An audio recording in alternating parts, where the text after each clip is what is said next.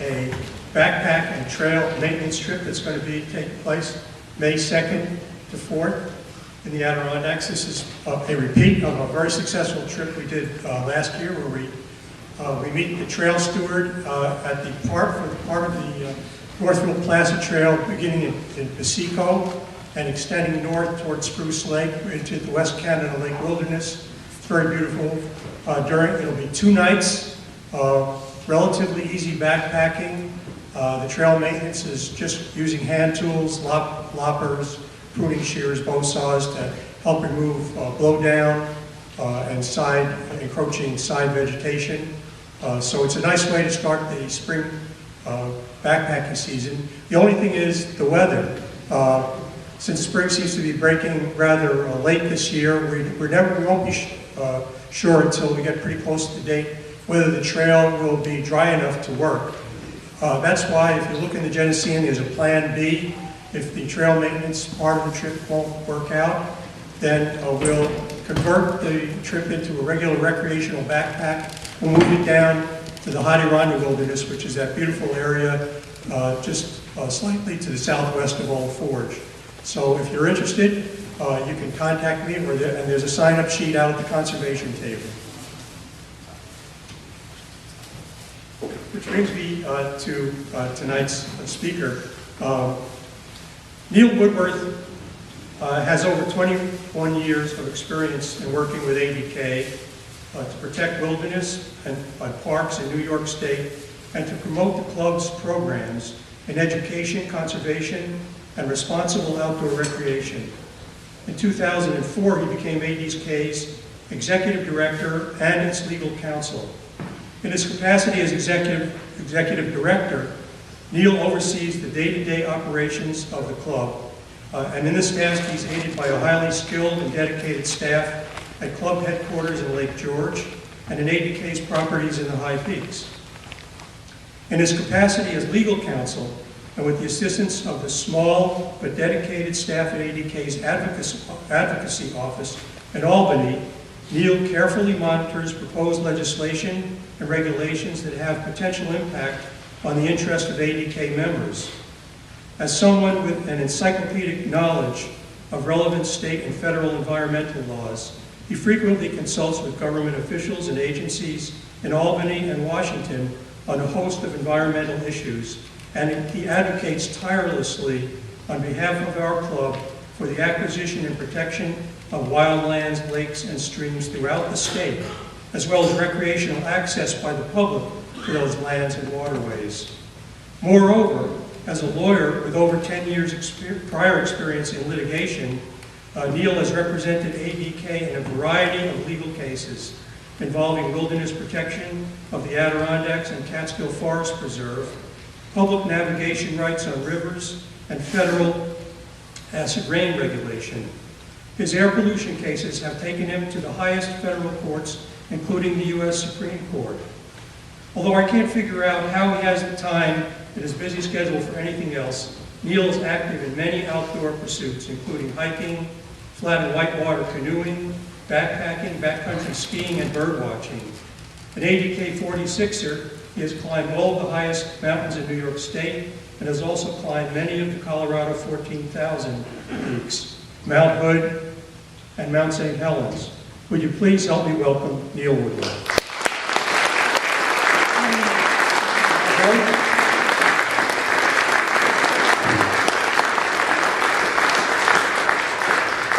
Neil, before you begin your program, we have a special presentation. Okay. Neil, on behalf of the Genesee Valley Chapter of Adirondack Mountain Club, this is our contribution to ADK's budget. Thank you very much. Thank you. Okay, I'm going to try to speak away from the microphone. Can everybody hear me? Okay. Okay, well, it's a great pleasure, particularly this makes it an even greater pleasure. The chapter has been very generous to ADK, and someplace I'm not to lose it. You have been generous not only in sharing your donations, your dues, but of the leadership of this chapter. And I'm looking directly at our immediate past president, Jim Bird, who did a tremendous job for us in the last few years. And Jim is the one, you're going to see a presentation in a few minutes, that really pulls together. It's called ADK Cares, but it says really what this organization stands for, what we're working on, and our priorities. And Jim was largely responsible for pulling this together as the backbone of our strategic plan, and he's graciously agreed to stay on and actually help us implement that strategic plan, which will carry us through well into the next decade and the decades beyond that. So I'm going to start tonight with a couple of short films. One, as I just said, talks about the club today, a very beautifully done, a short movie done by an ethical journalist student who was an intern at ADK. And the second one is kind of unique. I think many of you know that we have done a lot of work on New York public lands that faced oil and gas exploration. And most immediate, a few years ago, was in Allegheny State Park, where the border was so poorly marked between New York and Pennsylvania that drillers from Pennsylvania that had devastated the Allegheny National Forest were actually marking drilling locations inside New York without any permits, without any permissions, and the club stepped in. And as we essentially remarked an 1888 border, got some help from professional surveyors, remarked the border, and put up hundreds of new signs at 2 chains apiece. Okay, that's about 120 feet. And it's remarkable how much those, if you have 25 or 30 of those aluminum signs, how much they weigh on the second mile. But we also marked a trail along the New York-Pennsylvania border so that state park rangers, Allegheny State Park is our largest state park run by the Office of Parks, the same agency that runs Letchworth. And they were very cooperative, and we often saw or were observed by drillers on the Pennsylvania side of the border. And in one location, the first gas rig in Pennsylvania is just about 20 feet from the New York border. So they came close. And the second film, we received funding. There is a group called the Conservation Alliance. And the Conservation Alliance is a group put together by REI, Eastern Mountain Sports, North Face, Tubbs, a variety of outdoor LLB, and the Conservation Alliance is the organization that takes the industry's money and gives it to worthy conservation projects across this country, from Alaska to Florida. And because of our work in Allegheny, we were actually chosen to be recognized in a special film that you'll get to see in a few minutes. So Sam, take it away.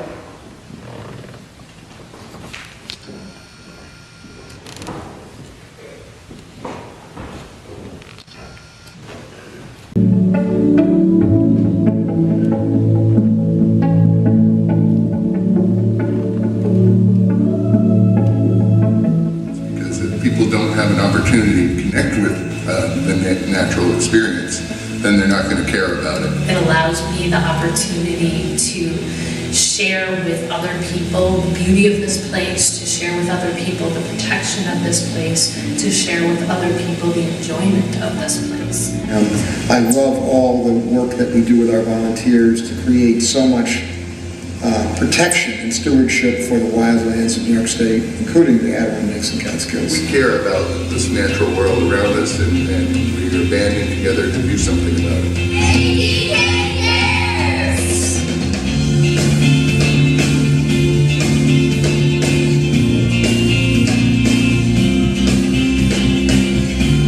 Helping maintain the proper properties like this one, the Heart Lake property. So we really have a volunteer staff partnership. There are tons of different volunteer opportunities, and we really couldn't have the impact that we do with the thousands of folks that we interact with if it wasn't for the volunteers.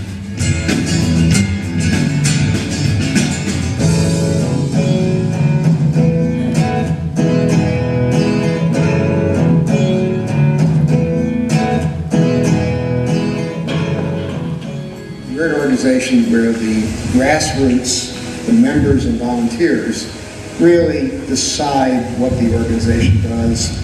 The advocacy department of the Adirondack Mountain Club is the guardian for all of the public lands in New York State which our members use. I think the key for ADK is to provide access. We're one of the few groups that really advocates and lobbies for stewardship dollars. We really want to be the voice of the people who are out there using it, the hikers and the paddlers.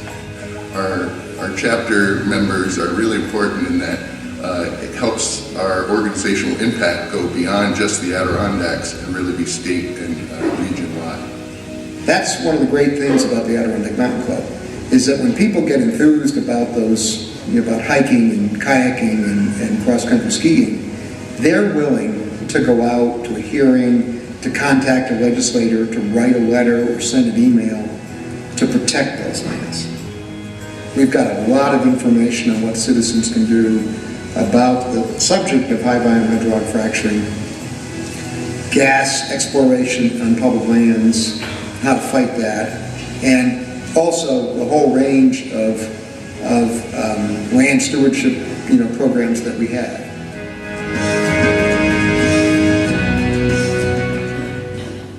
We are the voice for the hikers and paddlers and folks who are actually out there using the wilderness in the backcountry. But we also do that with our Heart Lake property here and our other facilities, in that our key to the philosophy of how we manage these areas are to make a connection between people and the wilderness experience. So for some folks, it might be on the front lawn of our beautiful lodge here looking out at Heart Lake, or for others, it might be a 9-day backpacking trip into the heart of the High Peak Wilderness.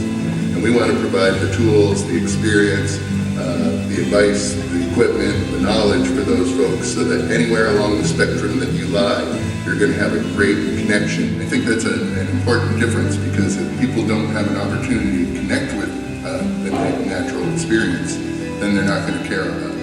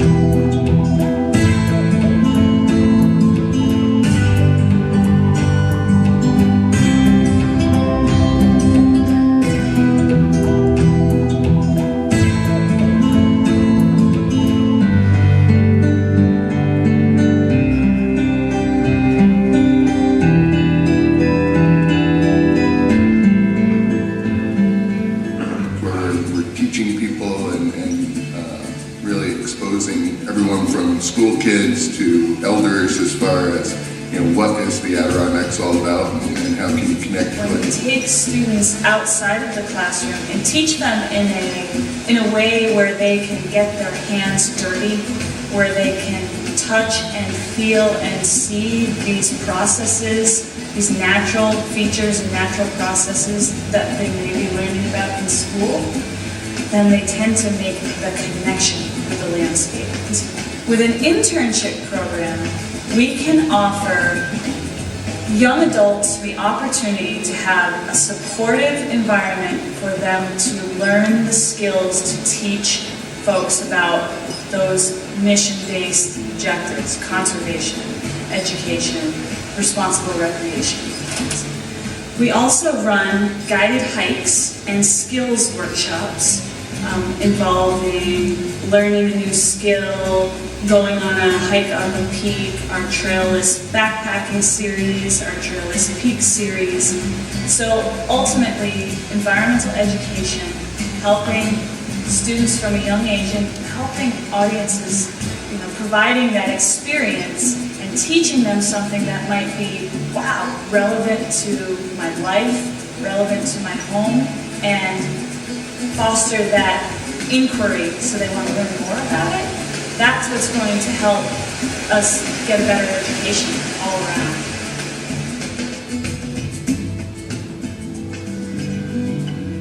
So in all of New York State, we have approximately 100 acres of alpine habitat, and that's spread over 16 different summits.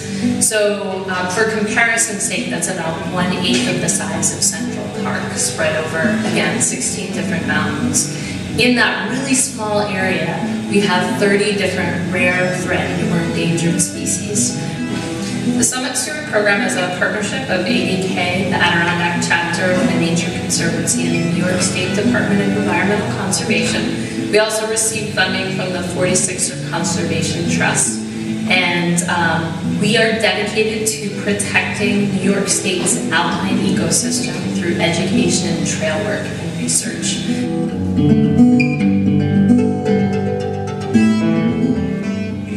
It's analogous to a road or a highway. They need to have a trail that is relatively sure footing.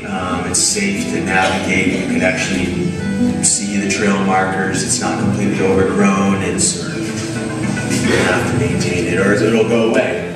It's an amazing opportunity to work with an organization of people who are all dedicated to the same goal, who all want to help promote the stewardship of the Adirondacks and of other wildlands and waters of New York State.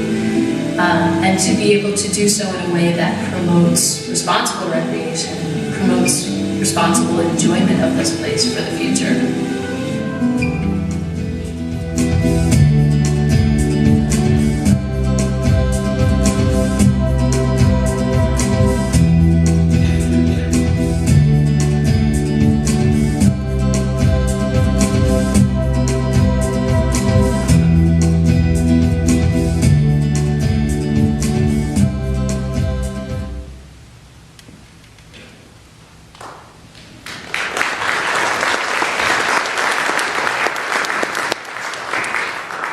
Okay, so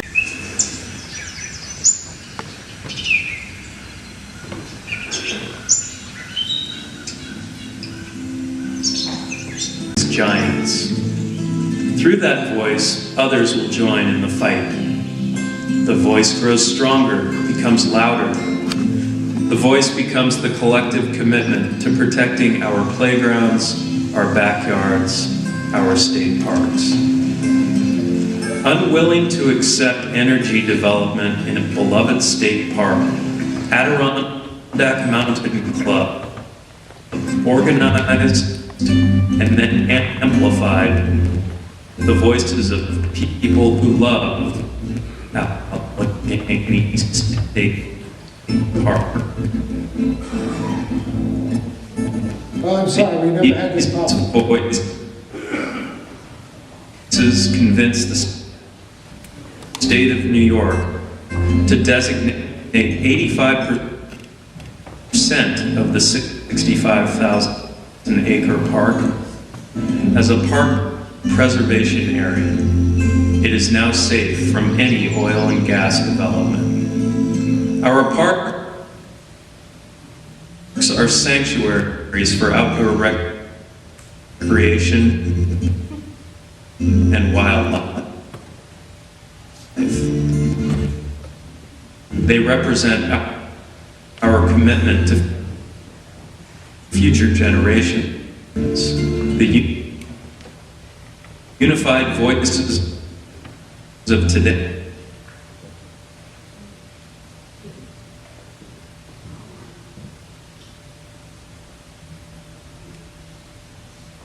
Well, this is streamed from the internet, and I think we're having a few problems with the internet tonight. So, Can we restart it? I mean, can we move it forward, or are we done?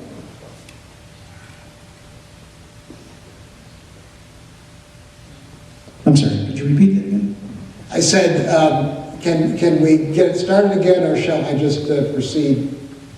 Yeah, it's the internet signal. It's not strong enough up here at the back. Let me restart it again here.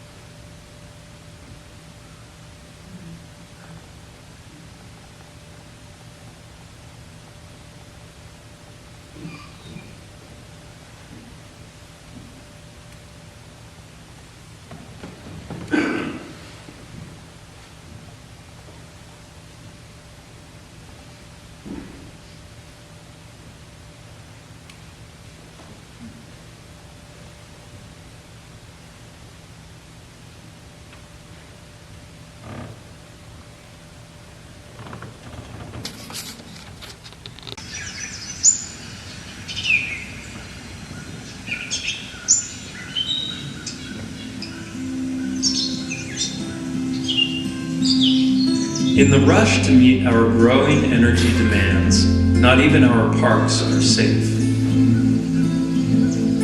New York's Allegheny State Park lies just north of land in Pennsylvania that bears the scars of oil drilling, well pads, roads, and transfer stations.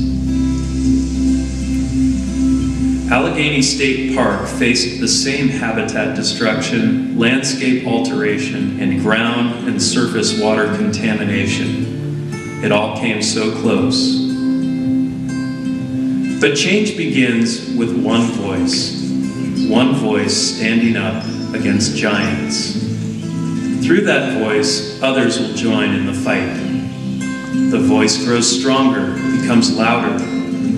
The voice becomes the collective commitment to protecting our playgrounds, our backyards, our state parks.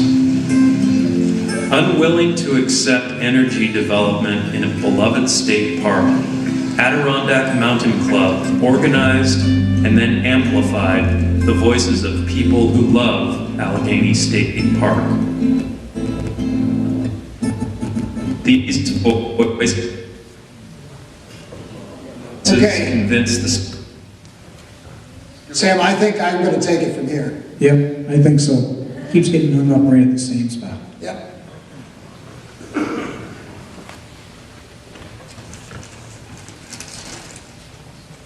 Well, it was a good video, but I think as important as the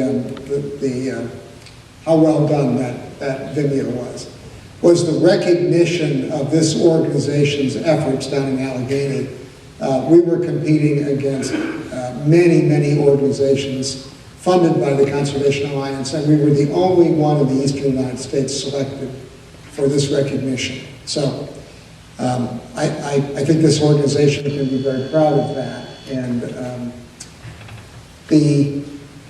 we have had no problems with incursions. We also, the building of the border trail along 20 miles of the Pennsylvania state border, and the building of that trail allowed parks, the Office of Parks scientists to essentially monitor the water quality of north-flowing streams from the drilling areas into, for example, Quaker Run, the largest and most popular lake in Allegheny State Park.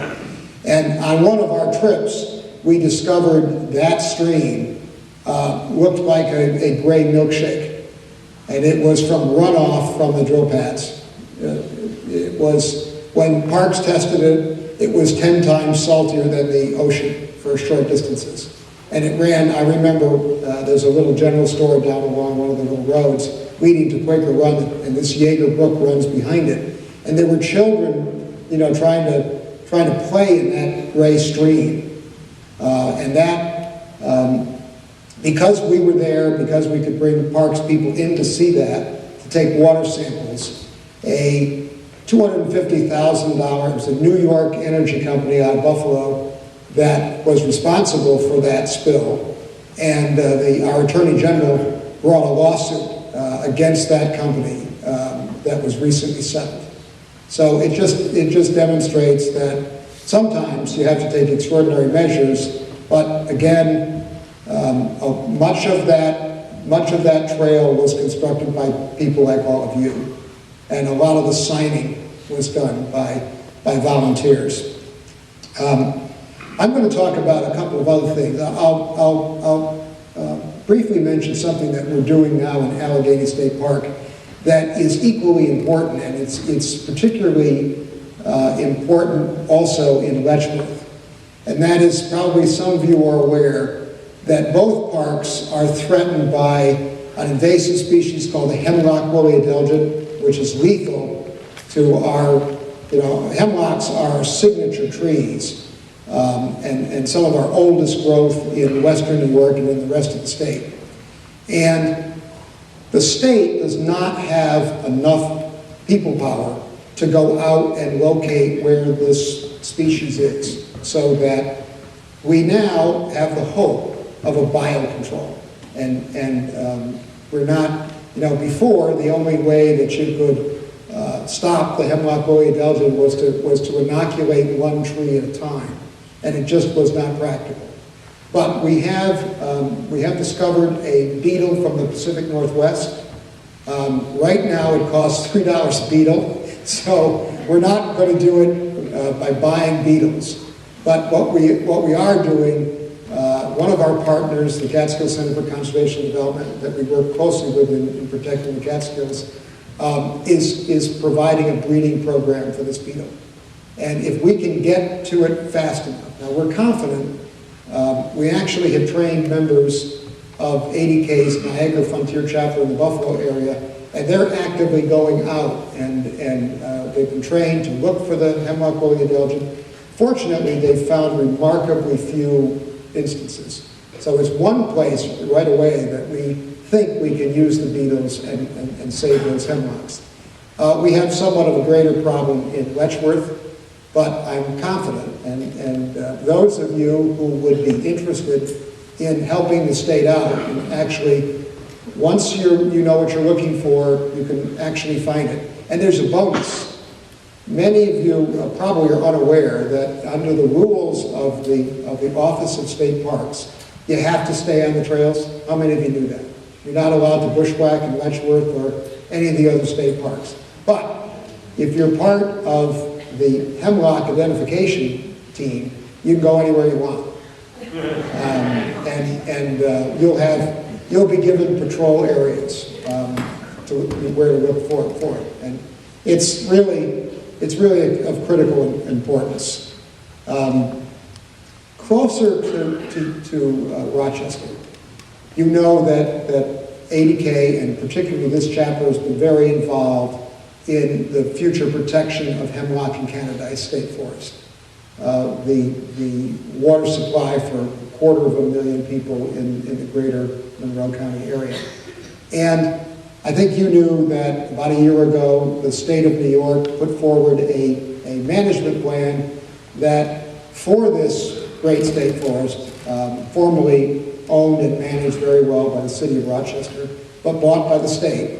And I think people in this area were shocked when the management plan proposed gas and oil drilling in this park.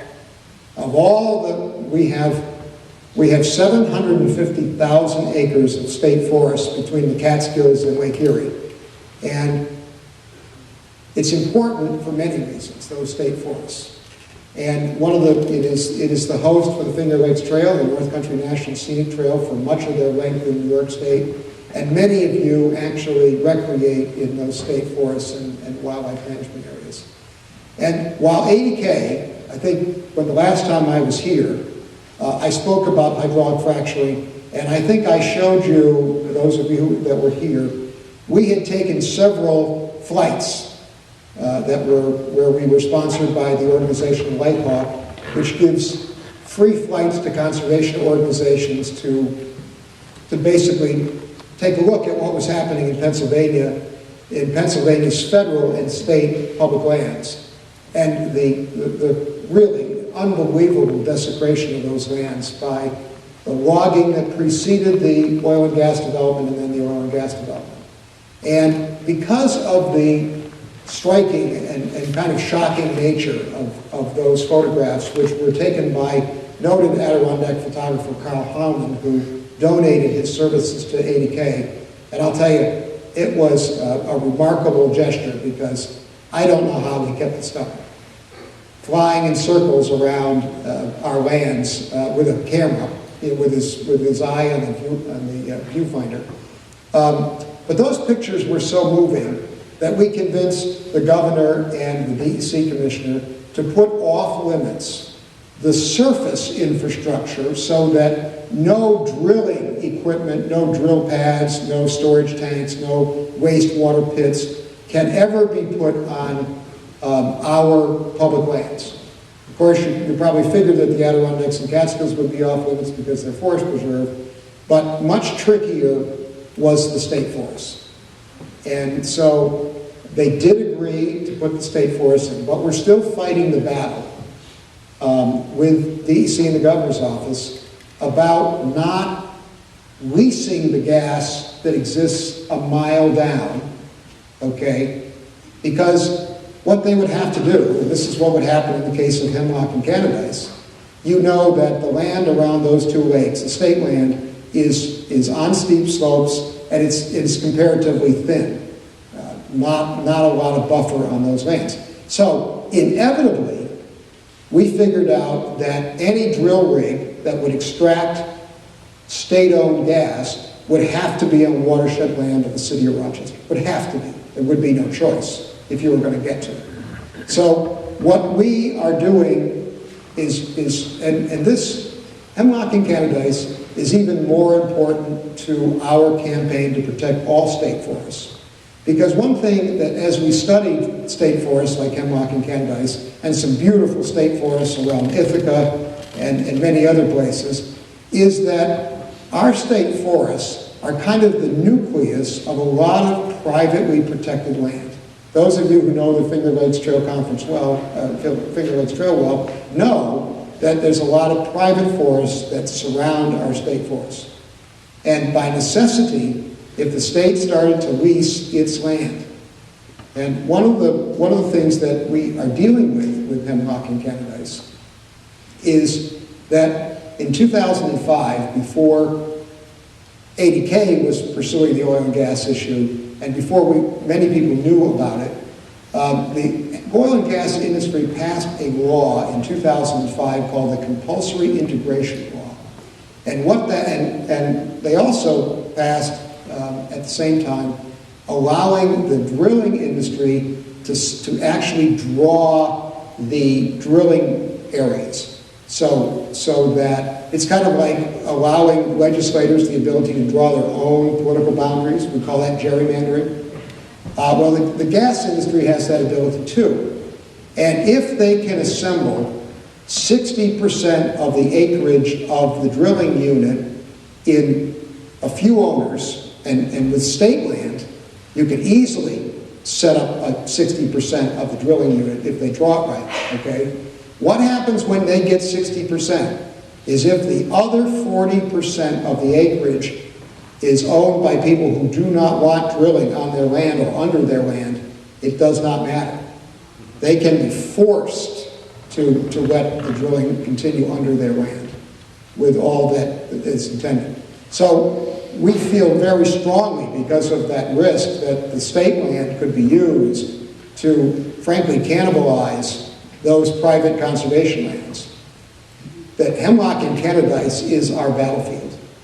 It has the strength of all of you. We have great support from the Nature Conservancy. Frankly, we have wonderful support from the area's legislatures, including Ted O'Brien. And we have great support from the city of Rochester itself, which is totally opposed to this.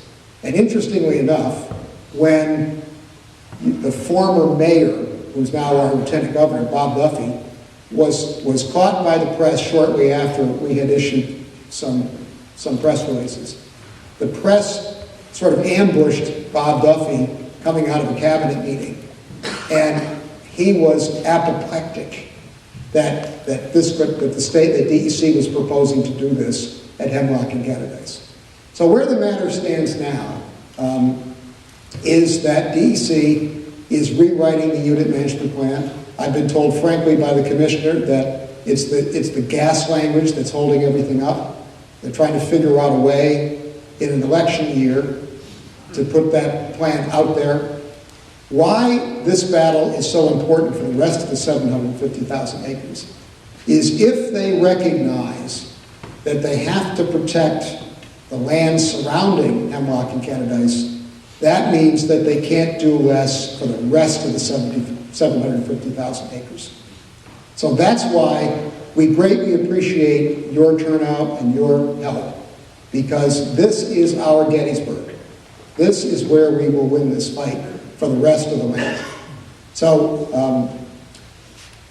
we will give them another 45 days to get that plan out. If they don't get it out in the next 45 days, we will actively pursue the legislation.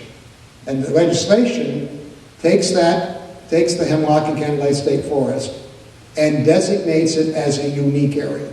And it goes into the constitutionally protected state nature and historic trust. And once it's safely parked in that trust as a unique area, nothing can be, logging, a limited amount of logging that the city of Rochester needs can still be done as it's always been done. But no oil and gas activity can be, the oil and gas, I doubt there's any under there, frankly, from what I know of the geology of the area, but it can never happen when it goes into that. So that's our objective. I'll talk to you about a few other things that I think you might be interested in. We've just come off, we've got our fourth on-time budget. Looking at this particular state budget in all its forms, they completely blew campaign reform. You've probably heard that. They did pre-K, but only in New York City. The campaign reform only applies to one race, statewide race in the state, and that's one of the governor's political enemies, the controller. Environmentally, we did better than the governor first proposed. He initially proposed a little over $150 million for the Environmental Protection Fund, which, as you know, not only funds land purchases across the state, but also funds our professional trail crews, partly funds our summit stewards, and a host of other environmental projects, brownfields, rehabbing water pollution control, wastewater treatment plants, and a host of other things.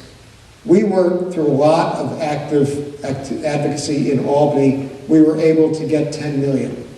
And this year, 10 million was a lot to get for the Environmental Protection Fund.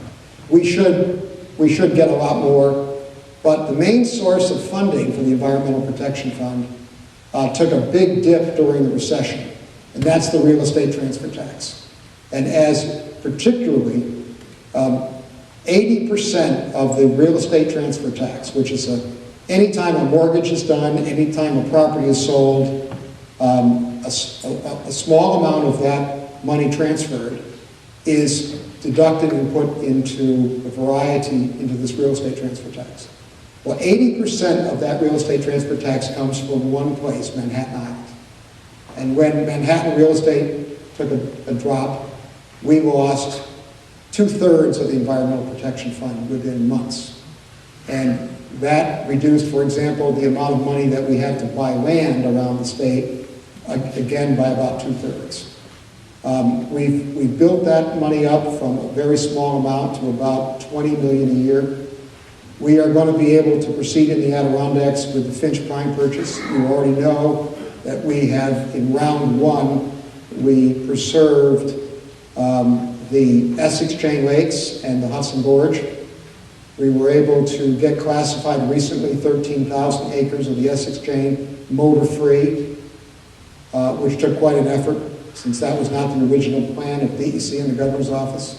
We were also, of course, able to get almost the entire Hudson Gorge as wilderness classified. Round 2 was just announced a few weeks ago. It's a group of small parcels around the park. Some of them do provide very important access to state land that would be otherwise inaccessible. The next piece that we hope we will do in 2015 is what we call the Mcintyre Wings. That's the approaches, those of you who have done the 46, that's the land that would allow you to camp on the way to Allen Mountain, for example. And the Opalescent River Trail would now be in the Forest Preserve. Much of it is not now in the Forest Preserve. And on the other side of the Upper Works, all the land, the private land that forced us to have to go by way of Bradley Pond, now that land, the approaches to the Santnonis, will be in the Forest Preserve when that happens.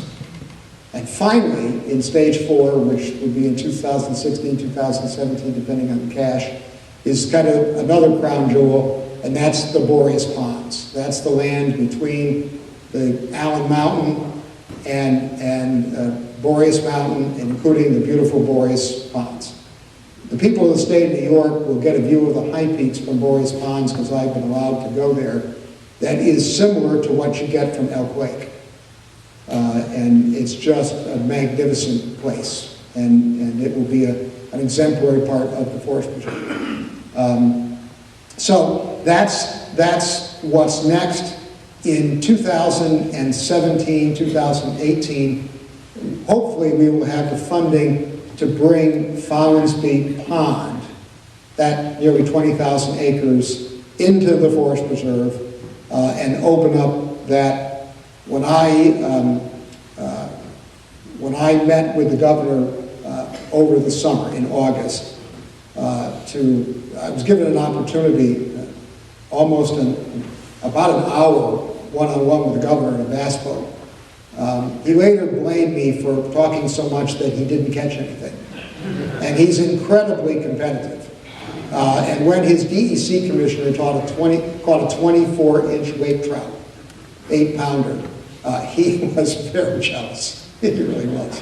But I had brought a paper equivalent of a PowerPoint that illustrated how foolish it would be if we opened the Essex chain lakes up to floatplanes and motorboats.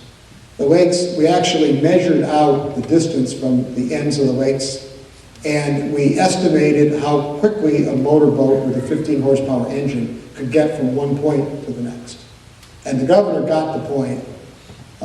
And we went from almost certain wild forest classification to primitive, which as soon as some of the non-conforming uses come out in 5 years, when the leaseholders are finally leave the property, we have an opportunity to get that classified as wilderness. And with your help, we will hopefully get that accomplished. So that's kind of what's happening in the Adirondacks. I was reminded tonight that the last time I spoke here, I gave it. One, high-volume hydraulic fracturing is expensive to do. You've got to have a pretty good, the industry has to have a pretty good service. 75, 1,000 cubic feet, it makes no sense to do much hydraulic fracturing right now.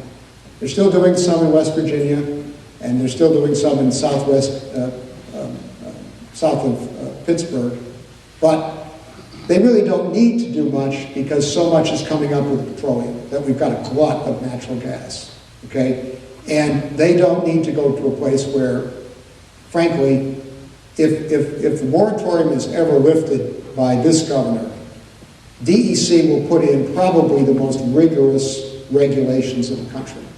And that will make the economics of high-volume hydrofracking even more.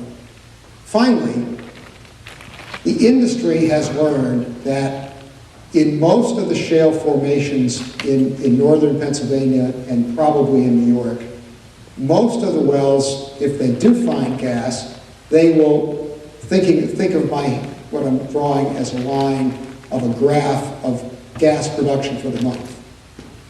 In this part of the country I just described, the production goes from this in the first few days to like this. And it's not going to pay for the well.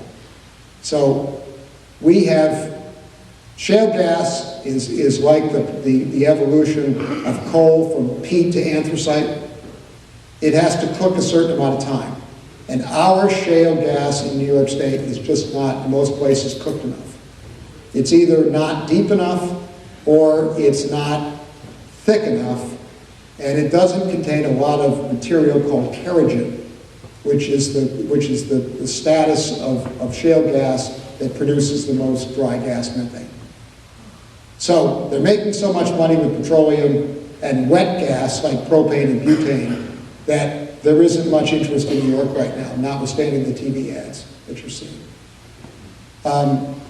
So I'm less politically concerned. And frankly, as time goes on, you know right now what the governor's saying is holding up the lifting of the moratorium is the Department of Health's extensive studying of what's happening in other states. And every month that goes by, they get more evidence of harmful effects from high-volume hydraulic fracturing from states like Wyoming, Colorado, Texas, Oklahoma, and most recently in Ohio and parts of Pennsylvania. So that's the story with high-volume hydraulic fracturing. I'll talk to you briefly about something that's quite exciting for us involving the Heart Lake property. This is a project that Jim helped us start and enthusiastically supported. As part of Governor Cuomo's economic development incentives, he created a program called Consolidated Funding Applications, and that was intended to jumpstart the local economies. And the governor has become quite enthusiastic about promoting the Adirondacks. So one of the things that happened is that the Adirondack region was able to get quite a large amount, many millions of dollars for promoting economic development projects, which the Adirondacks desperately need. And we were able to get a grant of $221,000. We have to match about $75,000 of that, but Tom Dintz's labor as part of the Heart Lake Committee counts. I don't know how much we're going to cost out Tom Dintz's hours, but it'll be appropriate to the kind of project he does.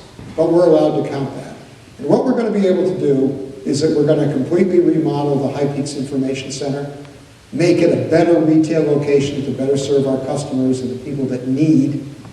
You can't believe how poorly equipped a lot of the people that try to climb Mount Nelson, okay?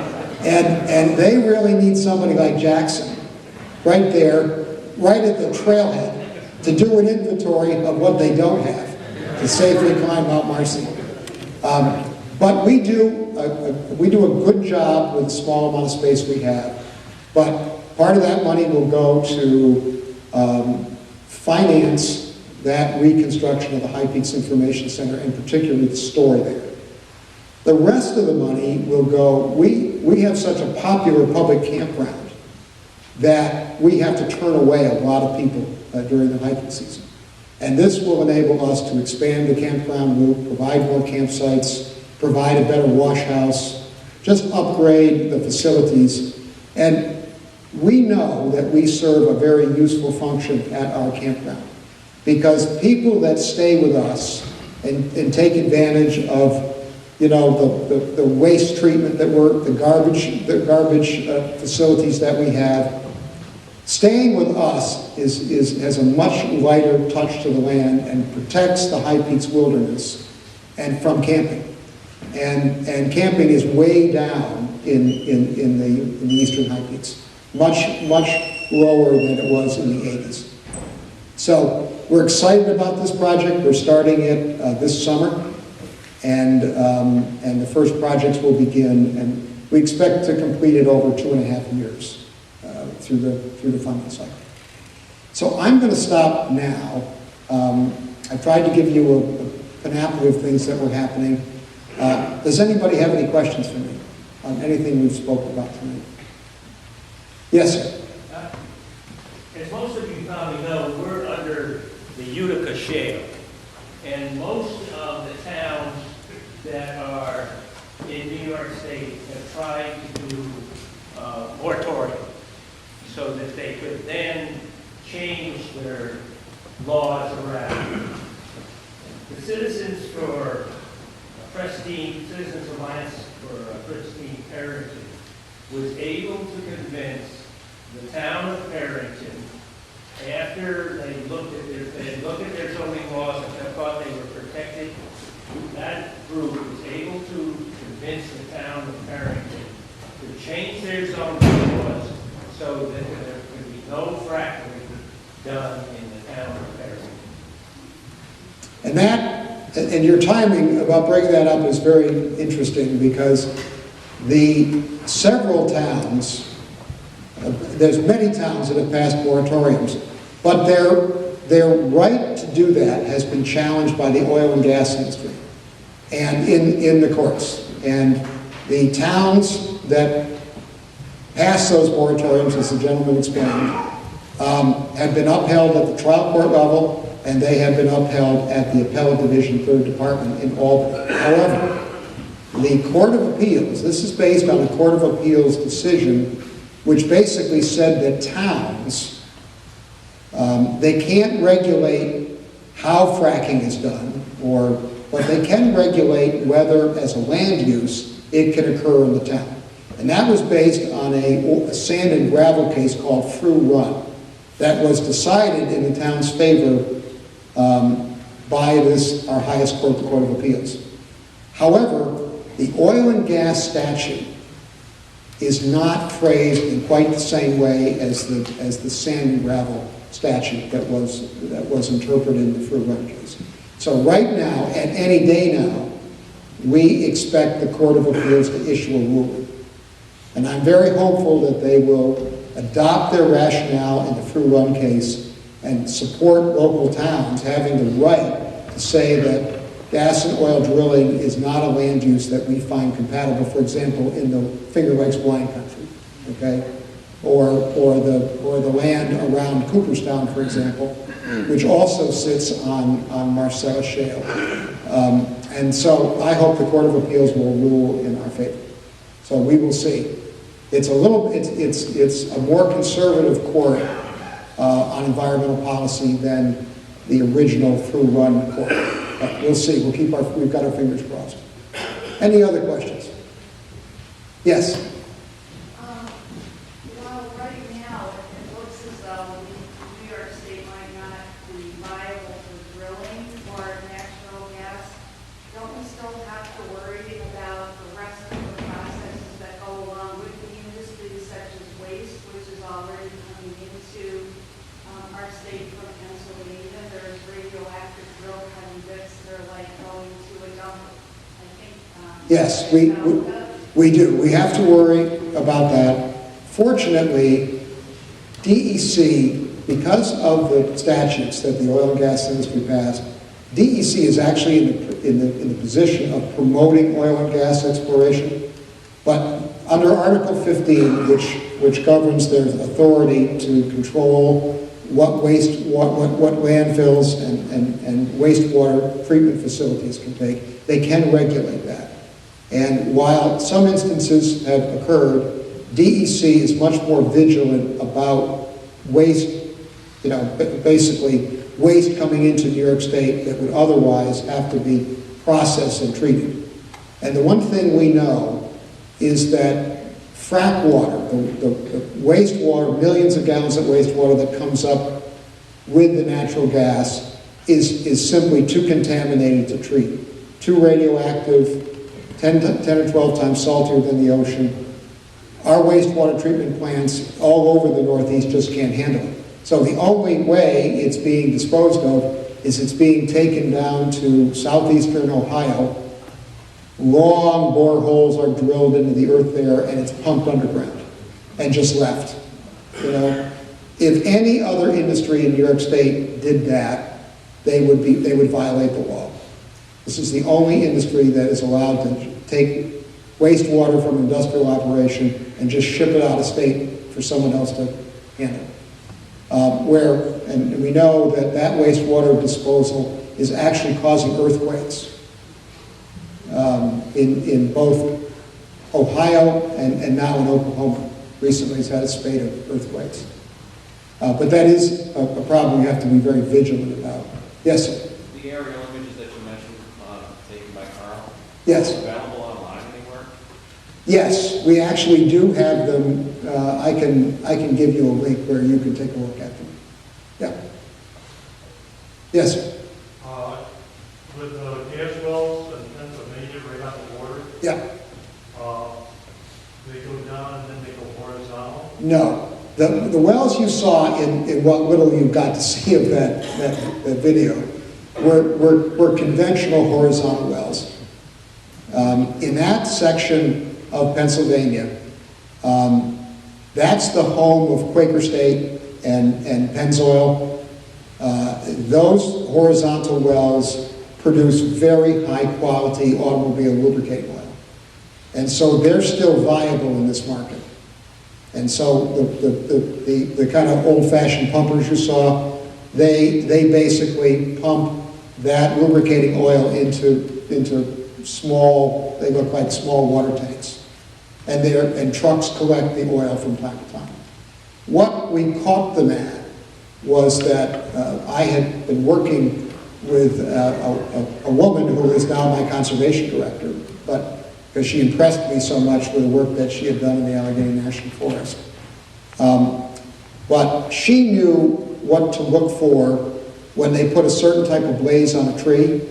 And so we followed those blazes like breadcrumbs up to a new site that U.S. Energy Development Corporation had actually marked out inside New York State. It was the kind of marking they do when they're basically going to cut a new well pad. And so we made sure through the Office of Parks that our Attorney General was apprised of this. And our Attorney General sent a letter to the company and said, show us what proof you have that you have rights to do this. No permit, and they just didn't have the right to do that. So we were able to stop that. But it made us, because other drilling was occurring much closer to the border than that was a quarter mile inside New York where they did this, we began to be concerned about the entire border. And that's what led to us marking it. Other questions? Yes, sir. With regard to the New York State budget, what happens to the DEC fund especially for enforcement within the Allegheny Water? The DEC budget is a disaster. The department has been held at no increase, and it's bad enough that the staff, since I began working on the issues, DEC has gone from 4,100 employees to about 2,800 employees.